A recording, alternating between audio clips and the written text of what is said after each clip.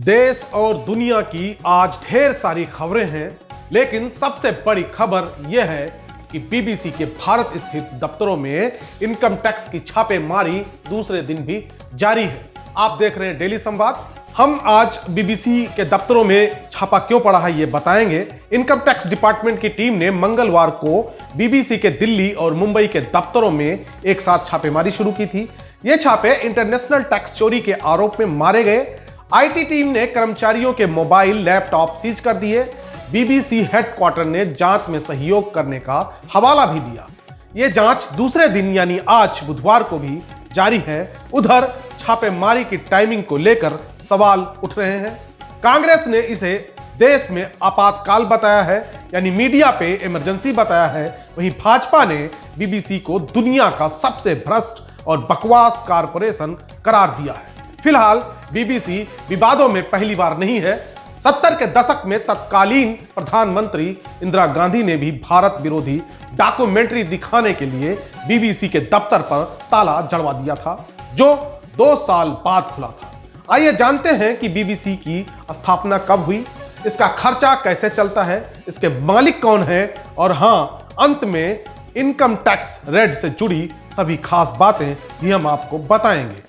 BBC की स्थापना 18 अक्टूबर 1922 को हुई थी। तब ये एक प्राइवेट कंपनी थी। 1926 में इसे यूनाइटेड किंगडम ने सरकारी बना दिया। तभी से ये बीबीसी रॉयल चार्टर के तहत संचालित होती है। इसे दुनिया के सबसे पुराने और स्वतंत्र मीडिया हाउस के रूप में जाना जाता है। इसके 35,000 कर्मचारी हैं और 40 भाषाओं में खबरें प्रसारित होती हैं। बीबीसी की ब्रिटेन पार्लियामेंट के प्रति जवाबदेही है। इसके ट्रस्ट सदस्यों की ब्रिटिश क्राउन के द्वारा नियुक्ति की जाती है। बीबीसी ने भारत में अपना पहला प्रसारण 11 मई साल 1940 को किया था। ये वो दिन था जब विंस्टन चर्चिल ब्रिटेन के प्रधानमंत्री बने थे। विंस्टन चर्चिल वही शख्स हैं जिन्होंने साल 1943 में बंगाल में भूख से हुई 30 लाख से ज्यादा मौतों का गुनहगार माना जाता है। उन पर भारत के साथ भेदभाव करने का आरोप है। साल 1943 में द्वितीय विश्व युद्ध के दौरान बीबीसी की टेलीविजन सेवाओं को सस्पेंड कर दिया गया था। 3 साल बाद यानी साल 1946 में इसे फिर से बहाल किया गया था। 1967 में बीबीसी ने यूरोप की पहली रंगीन टेलीविजन प्रसारण की शुरुआत की थी। बीबीसी की ज्यादातर कमाई टेलीविजन फीस से होती है। बीबीसी ब्रिटेन संसद ग्रांट के जरिए भी इसे फंडिंग की जाती है। अब आते हैं कि आखिर बीबीसी पर क्यों पड़ गया छापा। बीबीसी पर आरोप है कि कंपनी ने प्राइसिंग नियमों के तहत गैर अनुपालन हस्तांतरण मूल्य निर्धारण मानदंडों का जानबूझकर लगातार उल्लंघन किया है। जानबूझकर मुनाफे की महत्वपूर्ण राशि को डाइवर्ट किया है। आईटी अधिनियम 1961 आईटी विभाग को यह शक्ति देता है कि वो छिपी जानकारी को जुटाने के लिए छापेमारी करे।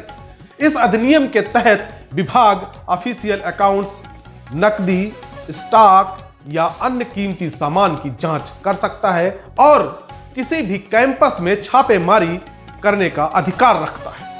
क्या प्रधानमंत्री नरेंद्र मोदी से भी विवाद जुड़ा है? लोगों में चर्चा है कि यह छापा प्रधानमंत्री के विवाद के बाद पड़ा है। आइए इसे भी हम थोड़ा जानते हैं कि आखिर क्या प्रधानमंत्री के साथ इससे विवाद क्या जुड़ा हुआ है।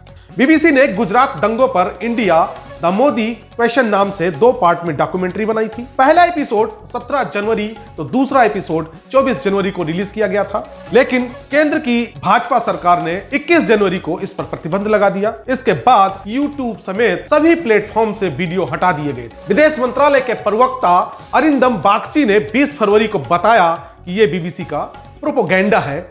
आखिर इंदिरा गांधी ने क्यों लगाया था बीबीसी पर बैन, इस पे हम थोड़ी सी चर्चा करेंगे।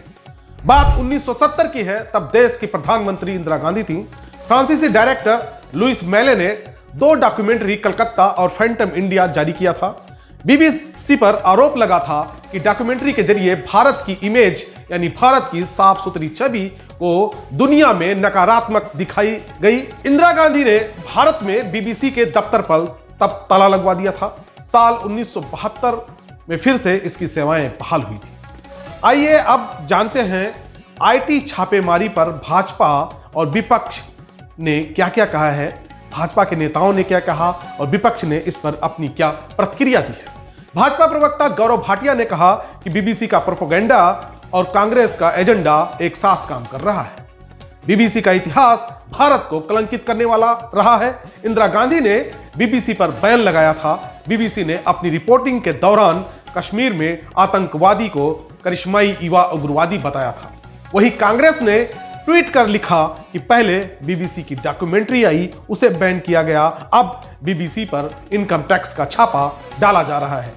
अघोषित आपातकाल बताया है कांग्रेस ने इसे।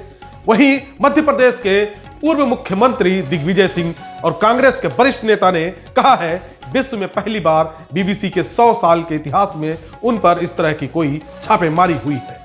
उनकी गलती क्या थी? उन्होंने गुजरात के दंगों की एक डॉक्यूमेंट्री बनाई थी जिसमें सभी का पक्ष रखा गया था। समाजवादी पार्टी के मुखिया अखिलेश यादव, जो पूर्व मुख्यमंत्री रहे उत्तर प्रदेश के, उन्होंने भी कहा है कि ये देश में आपातकाल है, मीडिया पर इमरजेंसी है। इन सब के बीच हम आपको बता दें कि जब हम आपको ये खबर दिखा रहे हैं, खबर आप देख रहे होंगे, मुंबई और दिल्ली के दफ्तरों में, बीबीसी के दफ्तरों में आयकर की सर्वे चल रही है, इनकम टैक्स की छापेमारी जारी है। हालांकि अभी तक आयकर विभाग की तरफ से कोई आधिकारिक बयान नहीं आया है, फिर भी पूरे देश में राजनीति गर्मा गई है। देश ही नहीं, दुनिया में भी इसे लेकर तमाम तरह की चर्चाएं हो रही हैं। आप हमारे साथ बने रहिए। इस छापेमारी को लेकर हम आपको दोबारा फिर से अपडेट देंगे। तब तक के लिए धन्यवाद।